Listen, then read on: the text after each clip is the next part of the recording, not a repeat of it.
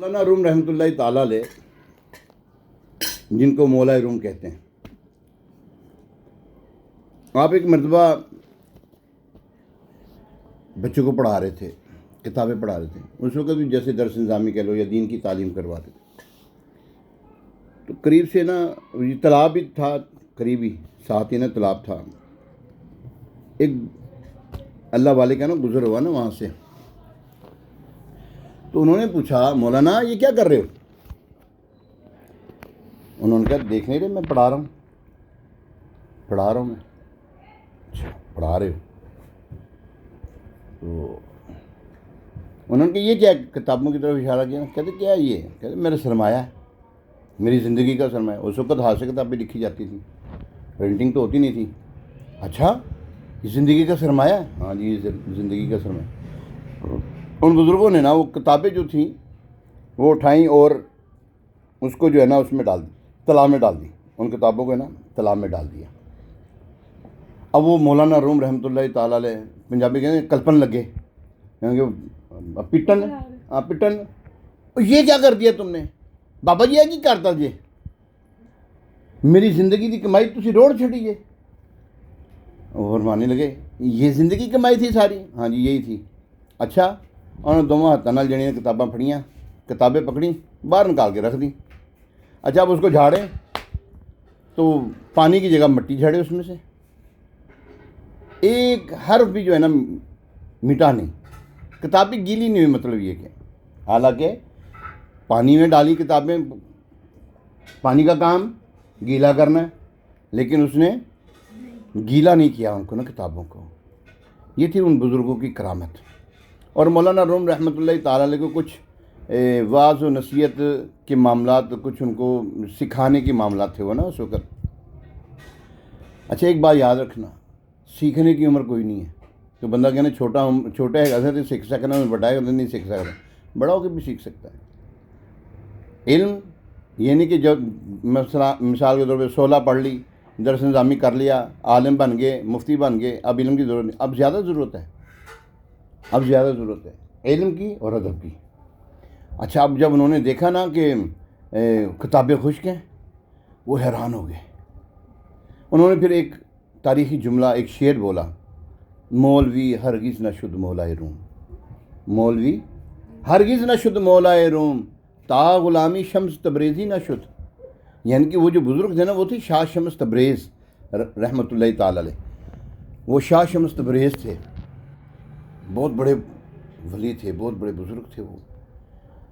تو ایک شاہ شمس تبریز یہ یہاں پہ ملتان میں بھی، یہ وہ نہیں ہے، یہ وہیں پر تھے افغانستان کی طرف ہی، جہاں پہ مولانا روم کے تھے نا، روم وہیں اسی ایریے کے تھے۔ تو خیر آپ نے وہ جو تاریخی شعر بولا، مولوی ہرگز نہ شد مولا روم، مولوی اللہ کا بندہ، یعنی کہ مولوی کہتے ہیں مولا کی خبر رکھنے والا، مولا کی خبر جاننے والا نہیں بن سکتا اس وقت جب تک کہ کسی ولی اللہ کی، کسی اللہ والے کی صحبت میں نہ بیٹھ جائے، ان کی غلامی میں نہ آ جائے۔ تو یہ بزرگ کرواتے نا، یہ بیعت کرواتے ہیں، یہ حضور علیہ السلام سے بیعت ثابت ہے، اب نہیں ہے۔ حضور علیہ السلام بیعت دیا کرتے تھے کہ تم کفر والے کام نہیں کرو گے، مشرکانہ کام نہیں کرو گے، یہ وہ صحابہ کرام بھی کرواتے رہے، حضرت ابوبکر صدیق کرواتے رہے، عمر فاروق کرواتے رہے، عثمان غنی، علی المرتضیٰ، پھر آگے تابعین، تبع تابعین، ائمہ مجتہدین کرواتے رہے۔ یہ پرانا کام ہے، قرآن میں ہے، اور جب ہم بلائیں گے ان کو ان کے اماموں کے ساتھ، قرآن میں ہے یہ لکھا ہوا، ٹھیک ہے۔ ان اماموں سے مراد کیا ہے؟ اس کی تفسیر میں جو مفسرین کرام فرماتے ہیں، جو جن کے تم کیا نام ہے بیعت ہوتے ہو، مرید ہوتے ہو، یہ وہ ہیں اللہ والے۔ اور اللہ والے ایسے تھوڑی ہوتے، اللہ والے جو ہیں وہ خاص لوگ ہوتے ہیں، اللہ تبارک و تعالیٰ کی خاص سلیکٹڈ پرسنز۔ اور یہ وہ پرسنز ہوتے ہیں جب اللہ تبارک و تعالیٰ کی کسی بات پر یہ قسم اٹھا لیں، اللہ ان کی قسم کو پورا کرتا ہے، ان کی قسم کو رد نہیں کرتا، ان کی بات کو پورا کرتا ہے۔ وہ پناہ مانگے، اللہ پناہ دیتا ہے، جو بھی مانگو۔ دیکھو نا ایک عام شخص ہے، ہم عام شخص کو کبھی نہیں کہتے یار دعا کرنا ساڈے واسطے، ہم امام مسجد کو کہتے ہیں۔ کوئی صاحب منصب شخص ہوتا ہے، جیسے دینی منصب، اس کو ہم کہتے ہیں حاجی صاحب، مفتی صاحب ہیں، پیر صاحب، حضرت صاحب دعا کرنا ہمارے لیے۔ تو ہم کیوں کہتے ہیں؟ یہ اللہ کے قریب ہوتے ہیں، اور اللہ تبارک تعالیٰ ان کو اپنا قرب عطا فرماتا ہے. کیوں؟ یہ نمازی پرہیزگار ہوتے ہیں. حدیث پاک ہے، بخاری شریف کی حدیث مبارکہ ہے. اللہ تبارک تعالیٰ فرماتا ہے، حضور علیہ الصلوۃ والسلام نے ارشاد فرمایا کہ اللہ فرماتا ہے جس نے میرے کسی ولی سے دشمنی کی میرا اس کے لیے اعلان جنگ. جس نے میرے کسی ولی سے دشمنی کی میرا اس کے لیے اعلان جنگ ہے. ٹھیک ہے. اچھا، پھر آگے حدیث کا دوسرا جزء یہ ہے، بندہ فرائض کی ادائیگی کرتا ہے، فرائض کی ادائیگی کے بعد نوافل کی کثرت کرتا ہے تو وہ میرا قرب پا لیتا ہے. فرائض کے بعد نوافل کی کثرت کرے تو قرب ملتا ہے اللہ تعالیٰ کا.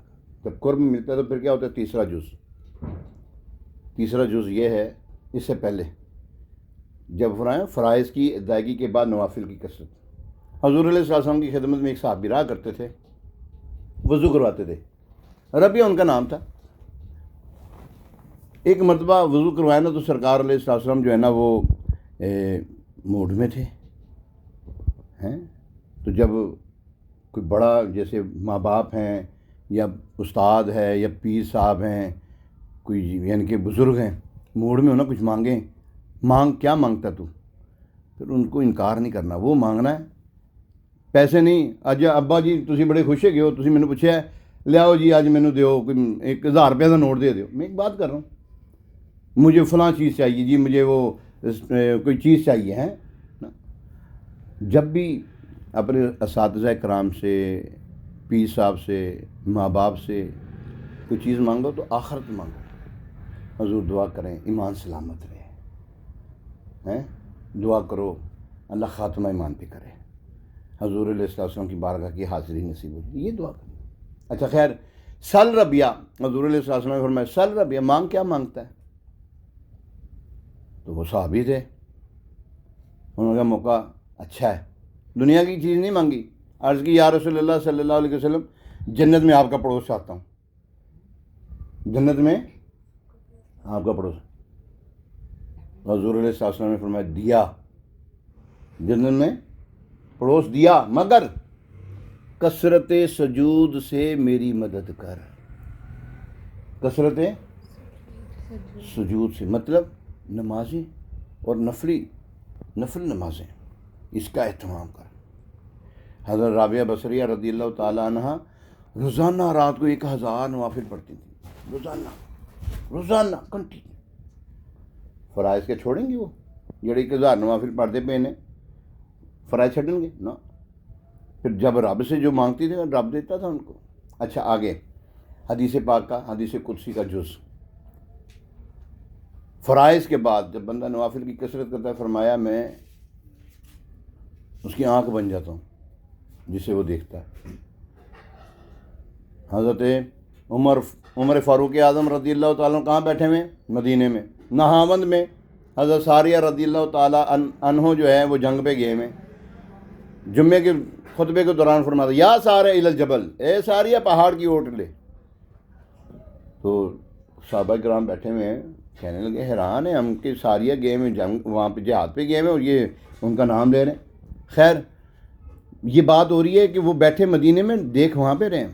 میں اس کی آنکھ بن جاتا ہوں جس سے وہ دیکھتا ہے، میں اس کے کان بن جاتا ہوں جس سے وہ سنتا ہے، میں اس کی زبان بن جاتا ہوں جس سے وہ بولتا ہے، میں اس کے ہاتھ بن جاتا ہوں جس سے وہ پکڑتا ہے، کام کرتا ہے، میں اس کے پاؤں بن جاتا ہوں جس سے وہ چلتا ہے. لیکن اس کا مطلب کیا ہوتا ہے؟ اس کا مطلب یہ ہے کہ اللہ تبارک تعالیٰ کا وہ نور کا مظہر بن جاتا ہے. پھر اس کا بولنا اس کا نہیں ہوتا، پھر رب کا بولنا ہوتا ہے. دیکھنا اس کا نہیں ہوتا، پھر رب کا دیکھنا ہوتا ہے. پکڑنا اس کا نہیں ہوتا، رب کا پکڑنا ہوتا ہے. چلنا اس کا نہیں ہوتا، رب کا چلنا ہوتا ہے. رب کا چلنے سے رب طاقت دیتا ہے، اپنی جناب سے خاص طاقت دیتا ہے اس کو. فرمایا کہ جب یہ مجھ سے مانگے تو میں اس کو ضرور دوں گا. ضرور، لفظ ضرور. ایک ہوتا ہے مانگے تو دے دیا، نہیں مانگے تو ٹھیک ہے، ضرور دوں گا. ضرور دوں گا اس کا مطلب لازمی. تو یہ کیا چیزیں؟ یہ اللہ کا قرب پانے والے اللہ والے، ان سے جب بھی کچھ مانگو تو ایسا مانگو کہ آخرت ملے، آخرت کی یاد ملے. تو اللہ تبارک تعالیٰ ہمیں جو ہے نا فرائض کے ساتھ ساتھ نوافل کی بھی کثرت کی توفیق دے. اچھا اس کے ساتھ ساتھ ایک چیز ہے، وہ ہے ادب. اب مولانا روم رحمۃ اللہ تعالیٰ علیہ نے ان کا نے پٹن اپنے آپ یعنی کہ وہ کیا نا اپنے آپ کو کیا، ان کو نہیں کچھ کہا. اللہ والے باادب ہوتے ہیں. جب یہ باادب ہوتے ہیں اللہ تبارک و تعالیٰ